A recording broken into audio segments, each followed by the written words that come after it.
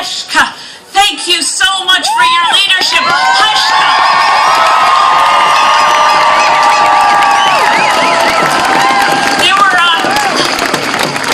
There were so many folks up here earlier from the NDP. I just can't, you know, it's just me, and there's Donald Galloway here, who's our candidate here in Victoria. And I gotta say, there may just be me, but I want you to notice you have 100% of the Green Party caucus in Parliament here for the rally.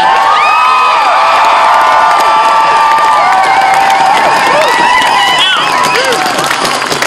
I'm going to raise another issue. We know what Stephen Harper's been doing. We've heard from other speakers. He has been ripping up our environmental laws to make room for the Enbridge project, to make room for Kinder Morgan, to make room for fracking. We are the only party that stands against fracking, against Kinder Morgan, against Enbridge, and against super tankers on our coastline. Today, the Fraser Institute issued a report saying we need to drill for oil and gas off the coast of British Columbia.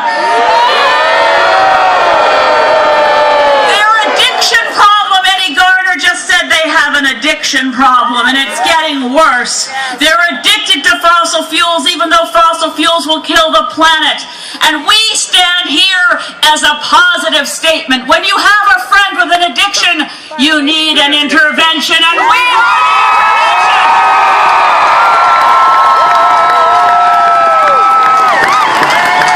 Stephen Harper has ripped up environmental laws, the Fisheries Act, the Environmental Assessment Act, and now the Navajo Waters Protection Act.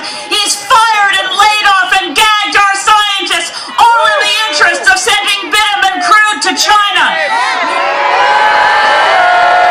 But he's not just ripping up laws, he's writing dangerous treaties with China. I have in my hand the China-Canada Investment Act. If you don't know about it yet, go to the Green Party website and read about it.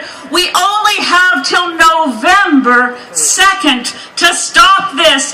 Stephen Harper plans to pass it without a vote in the House, without a debate in the public.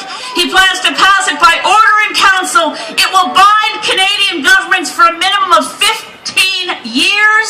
And if a future government gives a 1-year notice to get out of it, any Chinese investment already here is protected for a further 15 years. What is he giving Chinese? He's giving Chinese corporations, which are branches of the Communist Party of China and the government of Beijing, and believe me, Tony Clark and I worked just as hard against this kind of an agreement when it was with US-based corporations, the right to sue Canada because they don't like our laws, because it reduces their expectation of profits. That's what's in this deal, the China-Canada Investment Treaty, and we don't have a right to say anything about it. My God, we do have a right to say something about it.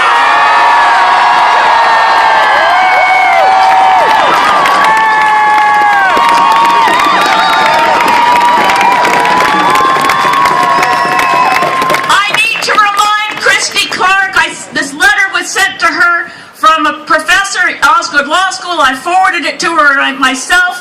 Gus Van Harten pointed out to us, which we all will remember. Remember the fight against the MAI? Tony and I remember the fight against the Multilateral Agreement on Investment. You remember?